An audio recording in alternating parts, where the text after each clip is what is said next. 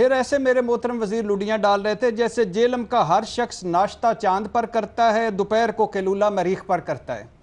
और कल ही वो जिस इंडियन खलाई रिसर्च ऑर्गेनाइजेशन के वो सदर जो K7 हैं और चांद गाड़ी विक्रम के पायलट्स को, वैसे मोदी साहब को पद्मा भूषण देना।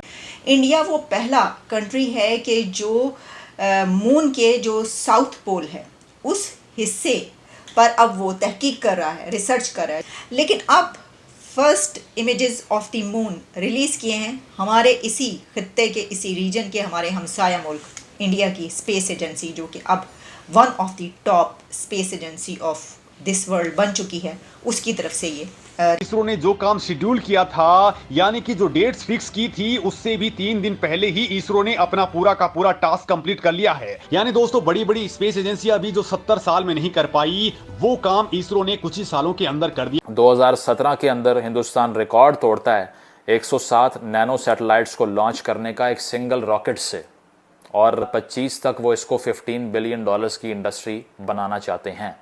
और जब इंडस्ट्री में इन्वेस्टमेंट आती है, चांद के उस जगह पे जा रहा है कि दुनिया में कोई नहीं जा सका चांद की उस पोजीशन पे, पोल पे जो है लैंडिंग, लेकिन इंडिया उस जगह पे आने वाले टाइमों में मैं लिख के दे रहा हूँ, दूसरे नंबर पे आएगा, तीसरे पे नहीं आएगा। और ये आपको नजर आएगा चाइना के बाद। और सर चाइना के ऊपर जाना है इसने, आप चाइना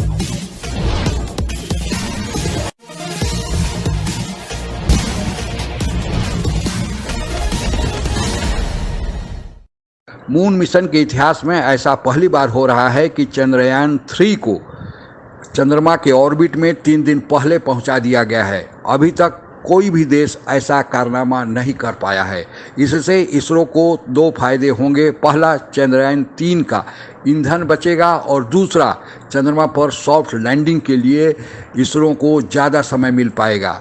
आगे की कहानी सुनते हैं। इसरो ने जो काम शेड्यूल किया था, यानी कि जो डेट्स फिक्स की थी, उससे भी 3 दिन पहले ही इसरो ने अपना पूरा का पूरा टास्क कंप्लीट किया कि इसरो ने कई गुना कम दूरी तक चंद्रयान 3 को बहुत ही कम टाइम में पहुंचा दिया है। मतलब जो काम 9 अगस्त तक होना चाहिए था, वो 6 तारीख तक कंप्लीट कर दिया गया है।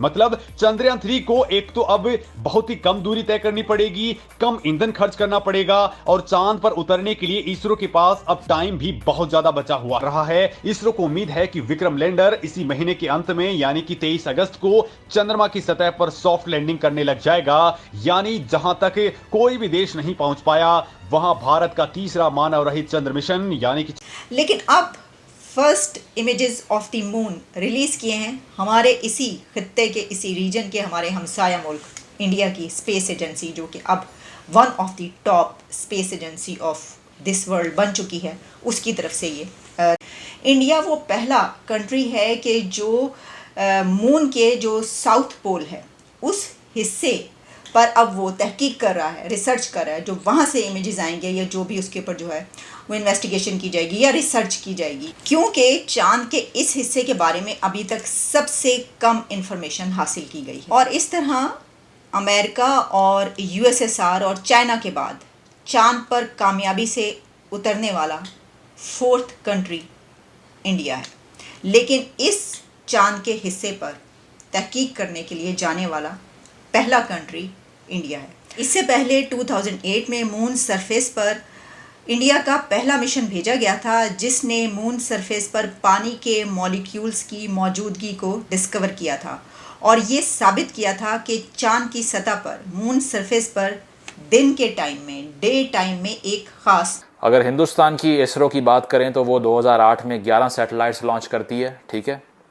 2017 के अंदर हिंदुस्तान रिकॉर्ड तोड़ता है 107 नैनो सैटेलाइट्स को लॉन्च करने का एक सिंगल रॉकेट से, और अब तक जो टोटल नंबर है सैटेलाइट्स को लॉन्च करने का इसरो की तरफ से वो है 417, ठीक है।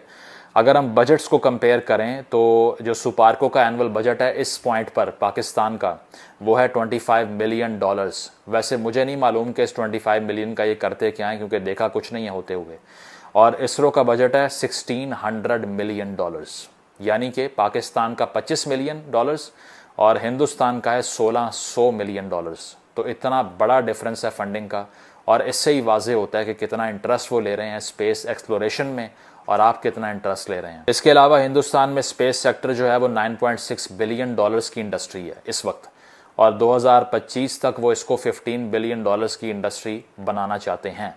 और क्या चांद के उस जगह पे जा रहा है कि दुनिया में कोई नहीं जा सका चांद की उस पोजीशन साउथ पे, पोल पे जी हाँ। जो है लैंडिंग लेकिन को। इंडिया उस जगह पे, भाई अगर इंडिया ने चंद्रयान बनाया है तो हम लोगों को भी चाहिए था स्ट्रगल करने के लिए, Yes, पाकिस्तान को भी चाहिए था कि हम भी कुछ करते, लेकिन हम अपनी भूखमरी में गुर्बत से बाहर निकले तो हम लोग कुछ कर सके ना, क्योंकि हम लोगों को लगा इस तरफ दिया गया हुआ है कि सिर्फ रोटी पूरी करो, अपनी रोटी के अलावा कुछ नहीं कर सकते। तो चंद्रयान के लिए हम इंडिया को अप्रिशिएट करेंगे, हमारा हमसाया है, दुनिया में पाकिस्तान का भी नाम आएगा कि इंडिया का हमसाया जो है, सॉरी पाकिस्तान का हमसाया इंडिया चांद तक पहुंच चुका है, और चांद की ऐसी जगह पे पहुंच चुका हुआ है कि जहां पे पहले कोई नहीं गया। एक और चीज बताता हूँ, पहुंचने वाला है, अभी पहुंचा नहीं अभी है। इंडिया के साइंसदान, इंडिया की टेक्नोलॉजी इतनी आगे जा चुकी है, वो चांद के ऊपर पानी ढूंढेंगे भाईजान, उस पानी से ऑक्सीजन बनाएंगे जिससे वो सांस ले सकेंगे, जिससे वो चांद की और दूर तक जाएंगे, उसमें खजाने भी ढूंढ सकते हैं, आबिद भाई, बड़ा कुछ मिल सकता मुझे है। ऐसा लगता है, जो फील होता है कि आप यहाँ शॉप पे बैठते हैं और पाकिस्तान की खबरों से ज्यादा इंडिया की खबरों को सुनते हैं। नहीं, कोई मैं अक्सर आपको बताता हूँ शुएब भाई, ऐसी बात नहीं है, मैं पाकिस्तानी हूँ,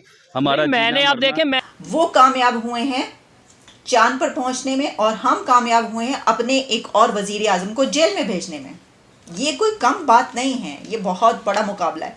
हमने अपनी रिवायत को बरकरार रखा है और बरकरार रखते हुए हमने कहा कैसे हो सकता है कि हम अपने वजीर आजम को ऐसे ही जाने दें, हाथ के हाथ दस्ती के दस्ती जाने, नहीं ये नहीं हो सकता, ये हो ही नहीं सकता था। तो एक और वजीर आजम हमारा जो इस वक्त जेल में बिठारे में हैं, खान साहब जो हैं, और उनके साथ क्या क्या कुछ हो रहा है या वो क्या क्या कुछ कर रहे हैं, वो बहुत सारी खबरें हैं। लेकिन मैं तो इस वक्त सिर्फ एक इसी एंगल पर बात कर रही हूँ कि हमारी तरफ भी बहुत बड़ी कामयाबी, हमारे हमसायों ने चांद पर कदम रख दिया है तो कोई बात नहीं, हमारे एक और वजीर आजम ने जेल में कदम रख दिया तो हम इसमें पीछे नहीं हटे, हम भी इस अपने मिशन में कामयाब रहे हैं। कोई कि अगर हम इसरो की भी बात करें तो अब भी जो इसरो एस्पायर करता है वो रिमोट सेंसिंग टेक्नोलॉजी में करता है और कम्युनिकेशन सैटेलाइट्स में करता है। तो अगर इन दो चीज़ों में उनको सेल्फ रिलायंस हासिल हो जाती है मुकम्मल तौर पे, तो फिर Hindustan could become a major power when it comes to security and communication purposes। और पाकिस्तान को अब भी अपनी हर सैटेलाइट कम्युनिकेशन के लिए, अपने हर जो है इस किस्म के मिशन के लिए जिसमें सैटेलाइट की सर्विसेज दरकार हैं, उसमें फॉरेन पावर्स पे रिलाई करना पड़ता है।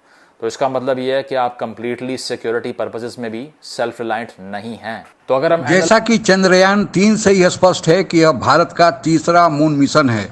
2 मून मिशन उतनी सफलता नहीं प्राप्त कर सके, लेकिन इसकी सबसे ज़्यादा खिल्ली पाकिस्तान में उड़ाई गई थी।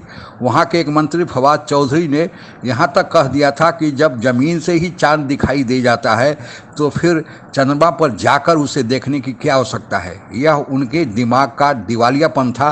आज उन्हीं की खिल्ली उड़ाई जा रही है, क्योंकि सभी सफलताओं के पीछे कितनी असफलताएं छिपी रहती हैं, यह मानव इतिहास का गवाह इस पे रहा है। और भारत अब की बार ज़रूर सफल होगा। और इसके साथ ही आज की जो अगली लड़ाई होने वाली है वह स्पेस वार होने जा रहा है, और जो आसमान पर कब्जा करेगा, स्पेस पर जिसकी औकात चलेगी, वही विजयी होगा। और भारत उसी दिशा में काम कर रहा है। सबसे पहले जो चांद पर उतरने वाले व्यक्ति थे वह 21 जुलाई 1969 को अमेरिका के थे, और उसके बाद से अमेरिका 6 बार सफल प्रयोग कर चुका है, और कुल 12 लोग अभी तक चांद पर पैर रख पाए हैं। सोवियत संघ भी अमेरिका के साथ साथ मून मिशन चलाया था। उसके जो लोग थे वे चंद्रमा के मिशन पर तो गए थे, लेकिन अभी तक चंद्रमा पर उतर नहीं पाए हैं। और 1959 से लेकर 1976 तक सोवियत संघ का जो कार्यक्रम चला, उसके बाद से 1991 में सोवियत संघ टूट भी गया, और अभी तक रूस का कोई नहीं जा पाया है। अमेरिका, रूस के अलावा चीन भी मून मिशन भेज चुका है, लेकिन कोई आदमी अभी नहीं उतार पाया है। तो इस लिहाज से भारत भी अब उसी श्रेणी में बढ़ रहा है, और यह भारत के बढ़ते हुए ताकत का एक परिचायक भी है। पिछले साल जापान ने भी कोशिश किया था, लेकिन जापान नाकामयाब रहा। अब की बार भारत का यह कार्यक्रम, सब चीज़ ठीक ठाक चल रहा है, यहाँ तक कि वहाँ से अब इमेज का आना चालू हो गया है।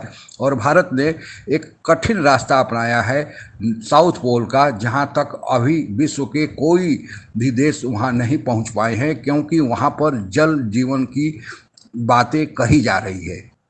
भारत के कामयाबी की कामना के साथ आज के लिए बस इतना ही। जय हिंद। आप अगर हमसे जुड़ा रहना चाहते हैं तो कृपया मेरे चैनल को सब्सक्राइब करें तथा बेल आइकन भी दबा दें ताकि नई वीडियो की जानकारी तुरंत आप तक पहुंच जाए। धन्यवाद। जय हिंद।